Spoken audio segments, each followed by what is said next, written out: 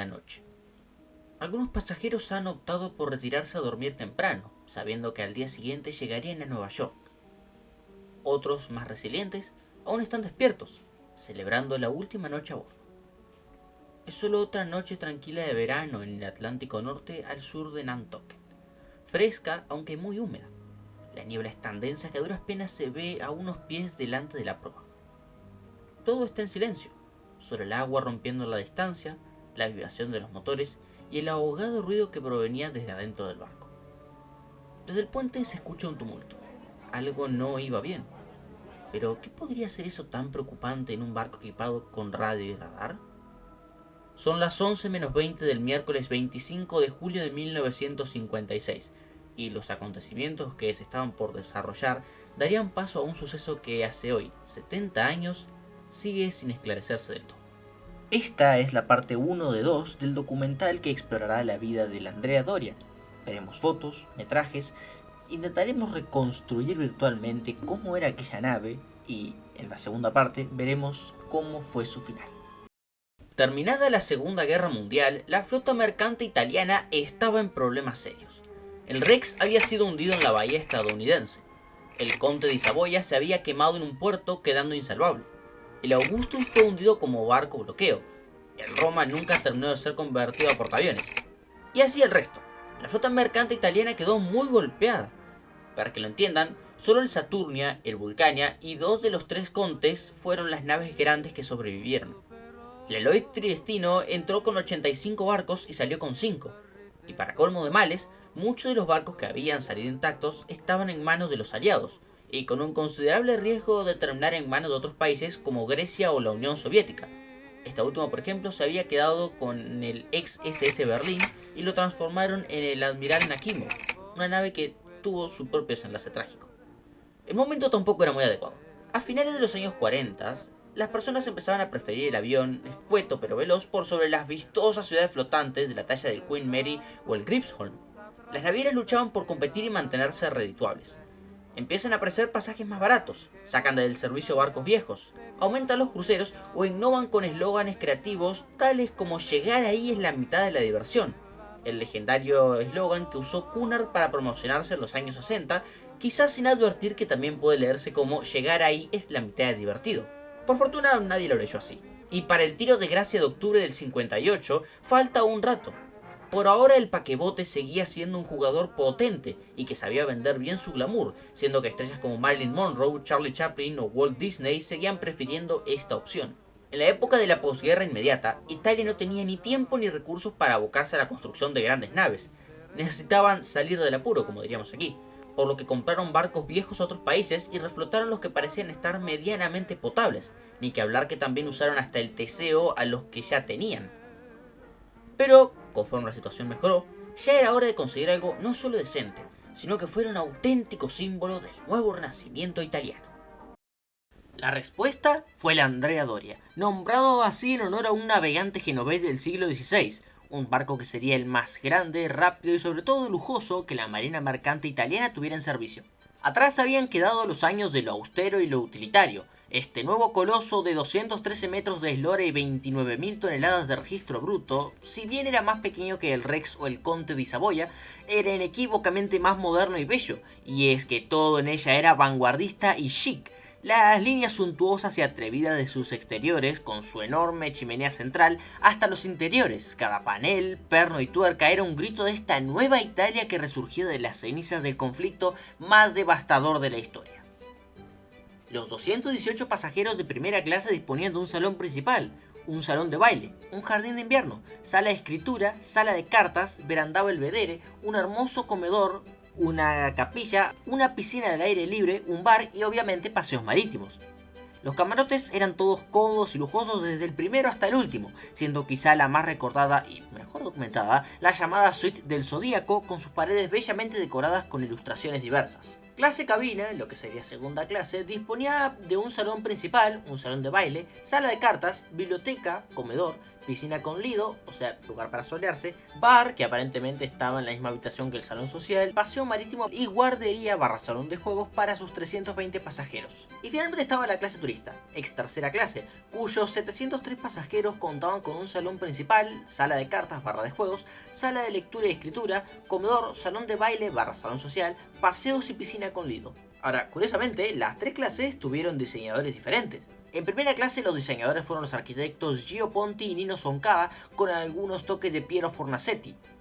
La clase cabina estuvo enteramente a cargo de Matteo Longoni, mientras que la clase turista estaba a cargo de un arquitecto de apellido Ratti, al que se le sumó el estudio genovés de arquitectura Anua, dirigido por Angelo Crippa. En las entrañas de la Andrea Doria rugían 4 turbinas Parsons engranadas de 50.000 caballos de fuerza, conectadas a 2 hélices de bronce, capaces de impulsar a la Andrea Doria a unos 25 nudos. Además de esto, contaba con 3 generadores diésel exclusivamente para el suministro eléctrico, al que se le sumaba un cuarto generador de emergencia ubicado en otra cubierta por motivos de seguridad. Y ya que estamos en el tema, hablemos justamente de este apartado.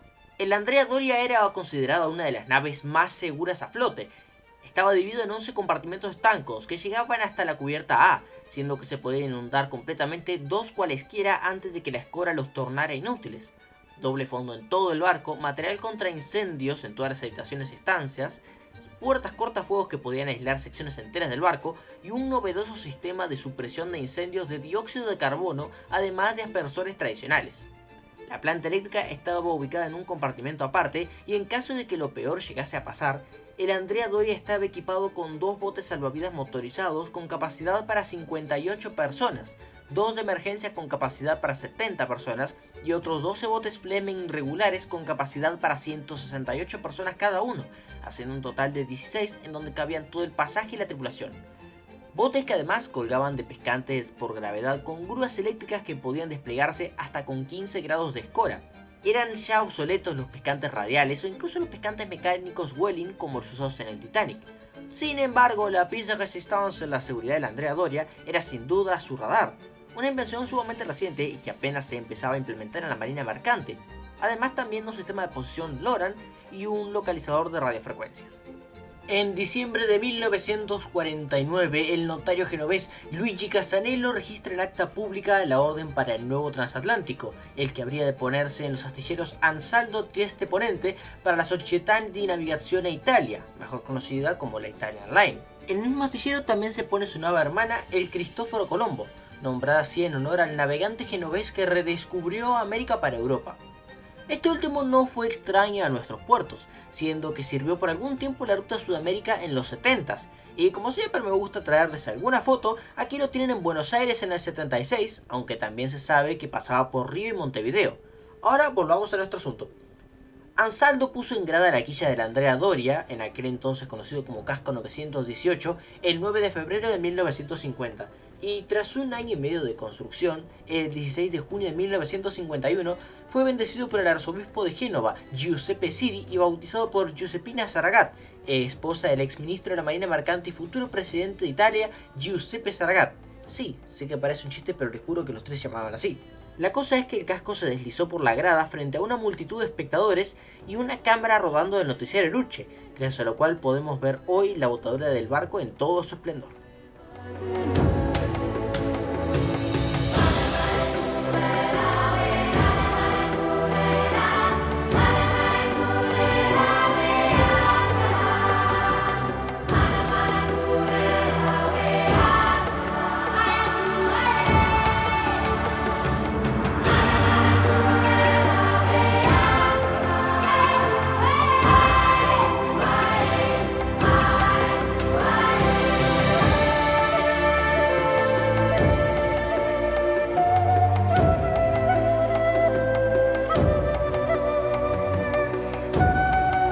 El 23 de junio de ese año es movido a la dársena para iniciar el proceso de fitting out.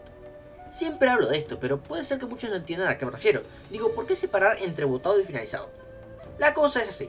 La última vez que a alguien se le ocurrió botar un barco con todo listo para ahorrar tiempo, terminó, digamos, mal.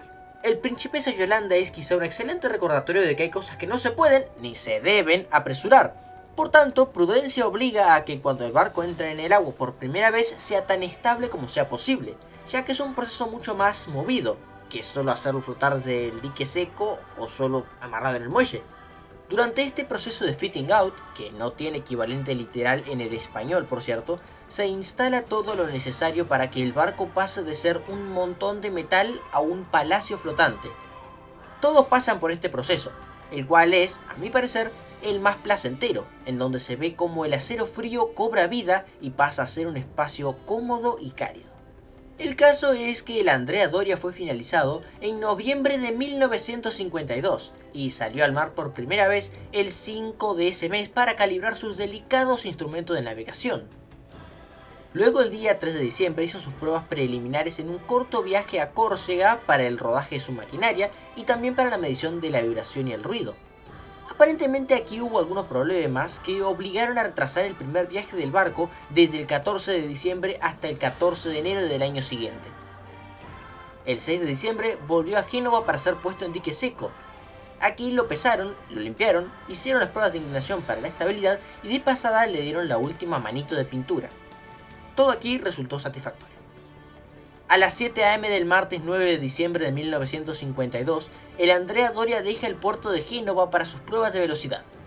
A bordo se encontraban el presidente Ansaldo y su director ejecutivo, Federico Barbieri y Giuseppe Rossini respectivamente, en compañía de Carlo Lynch, presidente de la Italian Line, además de inspectores de Italia, Estados Unidos y Gran Bretaña. En estas pruebas el Andrea Doria superó cualquier expectativa de sus armadores, alcanzando los 62.000 caballos de fuerza y promediando 26,44 nudos, velocidad que lo habría puesto cabeza a cabeza con el legendario Mauretania, poseedor de la banda azul por 20 años. Finalizadas las pruebas, se hizo el viaje de entrega, de modo que Ansaldo entregaba oficialmente el control de la nave a la Italian Line. Era hora de hacer el crucero de prueba. ¿Qué es eso, me dirán? En las pruebas de mar se prueban los aspectos más técnicos del barco, pero eso concierne a la navegación. Obviamente no podrían probar todo. Es por ello que, a veces, se hacen viajes de prueba para probar los aspectos más civiles de la operación de la nave, como lo pueden ser las cocinas, los teléfonos, las luminarias de los salones, etc. Asumo yo que también permite a la tripulación el familiarizarse con el barco previo al viaje inaugural. A fin de cuentas estamos hablando de auténticas ciudades flotantes, y no sería muy conveniente que una mitad de la tripulación esté buscando a la otra mitad que se perdió en alguna parte. Es así como a las 3:30 de la tarde del 23 de diciembre de 1952, el Andrea Doria parte en su crucero de prueba, acompañado de vítores, silbatos y sirenas de barcos y locomotoras cercanas que saludaban a la gran nave en su primer viaje. Bueno, primer crucero. Cerca de 1000 boletos habían vendido, incluyendo 400 en clase turista a precio especial de parte de la Organización Italiana para Actividades Después del Trabajo, destinado a trabajadores que habían contribuido en la construcción de la nave. También en torno a 60 reporteros internacionales y la madrina de la nave, la señora Saragat, marquesa de Andrea Doria, además de las esposas de diversos personajes de la industria naviera internacional. Por ejemplo, se nombra a la esposa del Monsieur Jean-Marie, presidente de la Compagnie Générale Transatlantique, French Line. La Navidad fue tremendamente calurosa, algo esperable del Mediterráneo. Durante el día, piscinas repletas, pero durante la noche los pasajeros se vistieron de gala con telas ligeras, quizás seda o lino, preparaciones que, según Catherine Donsell, se hacían para esta clase de travesías. De igual modo, el calor no debe haber sido tan terrible como en otros barcos, dado que otra novedad era que el Andrea Doria contaba con aire acondicionado en la totalidad del barco. Más adelante, el 31 de diciembre, se relata que los pasajeros más jóvenes estaban ansiosos por encontrar una tormenta de alta mar. Como alguien que vivió una, pésimo servicio, no lo recomiendo. Y tal deseo le fue cumplido por San Pedro, que durante todo el día puso vientos de 65 millas por hora y una fuerza marítima de nivel 6. Ni idea qué es eso. Cosa que el Andrea Doria estuvo cabeceando toda la jornada. Finalmente, el barco regresó a Génova el 7 de enero de 1953. Allí lo abrieron al público para que, sean sus tours, lo pensionaran, etc. Todo esto después de haber pasado por Casablanca, Las Palmas, Funchal, Lisboa, Cádiz, Palma de Mallorca y Cannes. El 14 de enero el Andrea Doria salió desde Génova en su primer cruce del Atlántico con 794 pasajeros. El viaje no fue tan tranquilo como uno desearía. El barco encontró tormentas, mala mar y en el último día de viaje una ola colosal que impactó en el barco haciéndolo escorar 28 grados. Allí se expuso un problema. El Andrea Doria tenía una tendencia a escorar gravemente cuando era expuesto a una fuerza abrupta, un problema que se hacía más grave cuando llevaba los tanques de combustible medio vacíos, como solía ocurrir al final de los viajes. De igual modo, este incidente no amargó la entrada triunfal del Andrea Doria en Nueva York, siendo que fue el primer gran transatlántico italiano en llegar a estas costas desde el Gran Rex, cuando amarró en el Pier 84 de Manhattan dentro de la famosísima Luxury Liner Row, que había acogido a leyendas como el Olympic, el Leviatán, el Normandy, el propio Rex, el Bremen y los dos Queens de Cunard. El 30 de enero de 1953 hace el que sería su único crucero por el Caribe con varios distinguidos pasajeros, entre ellos las esposas del alcalde de Nueva York y del embajador estadounidense de por aquel entonces. Curiosamente, cuando el barco salió también habían 10 polizones a bordo, amigos de pasajeros que con el ruido de los vítores y los silbatos que saludaban al barco no escucharon el silbato del propio Andrea Doria que indicaba que los visitantes debían bajar a tierra. Algo que, como ya vimos cierta vez en este canal, solía pasar. Por suerte se dieron cuenta rápido y pudieron regresar a casa en un remolcador antes de que el Andrea Doria siquiera abandonase la bahía. En tan solo 2 días, el Andrea Doria recorrió 1420 millas náuticas para llegar a Santo Tomás, las Islas Vírgenes, San Juan de Puerto Rico y Fort-de-France en Martinica. El 6 de febrero pasó por Willemstad en Curazao, la colonia holandesa. Luego siguieron por Cartagena, en Colombia, y por Cristóbal, Panamá, en la boca del canal, antes de poner rumbo a Jamaica, en donde permaneció un día entero, para luego navegar rumbo a La Habana, capital de Cuba, en donde permaneció 48 horas. El crucero terminó con el Andrea Doria navegando a 23 nudos y llegando a Nueva York al amanecer del 16 de febrero, en donde fue alistado para su primer cruce en dirección este de regreso a Italia. Ese año además también empieza con alguna que otra parada esporádica en Lisboa. Pero 1953 es también el año en donde se toma esta foto de aquí, y en ella podemos apreciar un simpático transatlántico sueco, uno que sería el otro protagonista de esta historia. Suecia, 1944. La Swedish American Line decidió hacer el ejercicio de pensar en un mundo en donde un bloque conformado por algunas de las principales potencias militares no estaría enfocando todos sus esfuerzos en pensar formas de liquidar al bloque conformado por las otras potencias. Pero como tal ejercicio les pareció muy fantasioso, se conformaron con pensar en qué pasaría después de terminada la contienda mundial, que en estos momentos se acercaba a su fin. Es por ello que ponen la orden para un nuevo transatlántico. Este chaparrito blanco de 160 metros, 12.615 toneladas de registro bruto y 19 nudos era sin lugar a dudas un poco pequeño para el Atlántico Norte. Pero eso no significó que no tuviera pienso. Era moderno, elegante y cómodo.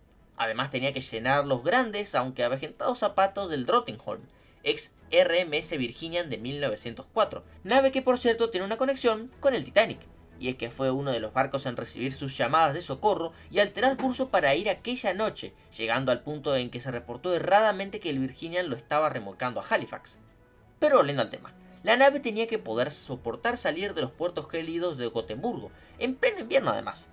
Para ello, el nuevo barco tendría una proa reforzada que le permitiría seguir a los rompehielos o resistir sin problemas el impacto de algún predecible trozo de hielo que estuviera en la vuelta. Entonces, el 9 de diciembre de 1946, votan al Stockholm IV. ¡Cuarto! Años atrás, en el 38, la Swedish American Line había intentado construir un barco para reemplazar al primer Stockholm, el Stockholm II. Pero lastimosamente, esta belleza se quemó durante su acondicionamiento. Luego dijeron, vamos a intentarlo de vuelta, y ordenaron en Italia otro barco similar, el Stockholm III, y este sí que pudo ser terminado, pero en Suecia dijeron, no está el horno para bollos, y rechazaron el barco. Los italianos dijeron, ¡puta, qué ofertón! Y lo nombraron MS Sabaudia para que fuera transporte de tropas. Total, las carencias de las que les hablé más temprano no arrancaron precisamente al día siguiente del armisticio. Y luego, en lo que fue un pecado de la guerra, un bombardeo terminó por incendiar esta obra de arte. El barco se hundió y fue subsecuentemente rescatado y desguazado en 1948. La cuestión es que no importaba. Este maravilloso buque, si bien no era el Andrea Doria sueco, era motivo para sentirse orgulloso. Era el transatlántico más grande jamás botado en Suecia. El 21 de febrero de 1948, el Stockholm hizo su primer viaje a Nueva York, siendo un evento muy celebrado por la prensa y hasta filmado por la British Pathé. Y ya que esta historia se cuenta en imágenes, 1948 fue el año en que se tomó esta fotografía. ¿Cuál era este hermoso transatlántico? ¿Cómo está relacionado a la historia de Andrea Doria? ¿Deberías suscribirte y dejar un me gusta? Y sobre la última, que es un sí rotundo, el resto tendrán respuesta más adelante. volvamos a lo que nos compete. Desde 1953, el Andrea Doria se ubicó rápidamente entre los barcos predilectos de la élite, que había evitado sus primeros viajes debido al exceso de atención de la prensa. Pero, una vez pasada la novedad, al Andrea Doria empezaron a sobrarle los nombres ilustres. Por sus cubiertas pasaron figuras como Anna Magnani, Tennessee Williams, Clara Booth Luce, Henry Luce, John Ford, Spencer Tracy, Cary Grant, Richard Widmark, Ramón Novarro, Joan Crawford, Kim Novak, Tyrone Power, Linda Christian, Geraldine Brooks, Christian Jorgensen, Ruth Roman, Alberto Sordi y el gran, y acá me pongo de pie, Orson Welles, acompañado por su esposa Paola Mori. También viajaron escritores como John Steinbeck, A.J. Cronin, músicos y artistas como Renata Tebaldi, Víctor de Sabata, Guido Cantelli, Nikolai Sokolov, Istvan Rabowski y el director de la mítica Fantasía de 1940, Leopold Stokowski. A ellos se sumaron personalidades políticas y diplomáticas como Giulio Andreotti, Domenico Menichella, Ezio Vanoni, ¿cómo se supone que pronuncie esto? Selay Bayar, Miklos Horthy, Miklos Kalai, M. Robert Guggenheim y Richardson Dilworth. Además, aparentemente también pasó un príncipe heredero de Afganistán. Otro caso interesante es el del general George C. Marshall, quien tomó el Andrea Doria para llegar a Europa, en donde recibiría el Nobel de la Paz en Oslo, aparentemente por el plan que llevaba su apellido. Ahora, todo esto pinta una imagen del Andrea Doria como el barco de la élite, pero no debemos olvidar que también era un transatlántico, en donde viajaban familias enteras que buscaban una mejor vida en América, o simplemente personas comunes que buscaban unas vacaciones, un retiro. Y más considerando que sobre los años 50, el público estadounidense de repente se enamoró de la cultura italiana con estrellas como Frank Sinatra o Dean Martin. De hecho, si mal no recuerdo, en un libro hablan sobre una película que se llama Lucy's Italian Movie, algo así. Pero ese es el punto. El Andrea Doria quedó justo en el centro de ese renacido amor sobre un antiguo enemigo de la Segunda Guerra Mundial. En el 54 entra en servicio el Cristóforo Colombo, la bellísima nave hermana del Andrea Doria, y para el 55 la rutina de lujo ya estaba bien asentada, quedando plasmada en una frase que aparentemente apareció en un documental del semanario Luce sobre la marina mercante italiana: "Segreti di un successo, ogni traversata diventa una crociera". Piet, si está viendo esto, por favor, este fue mi intento de hablar italiano, pero significa el secreto del éxito: cada travesía se convierte en un crucero. Lastimosamente, la brillante carrera de lo que parecía ser una estrella en alza llegó a un final abrupto. Y bien, hasta aquí nos trae la primera parte de este documental sobre el Andrea Doria. Si te ha gustado, entonces por favor déjame un like, suscríbete, activa la campanita, son cosas que me ayudan mucho y se agradecen de corazón. La segunda parte la estaré subiendo la semana próxima. Hasta entonces acordate que la historia no es un cuento ni es como los números con los que cuento. Mejor ponete cómodo, total, vos sabés que yo acá te la cuento. Yo soy Bajo Lupa. Gracias por ver y buenas noches.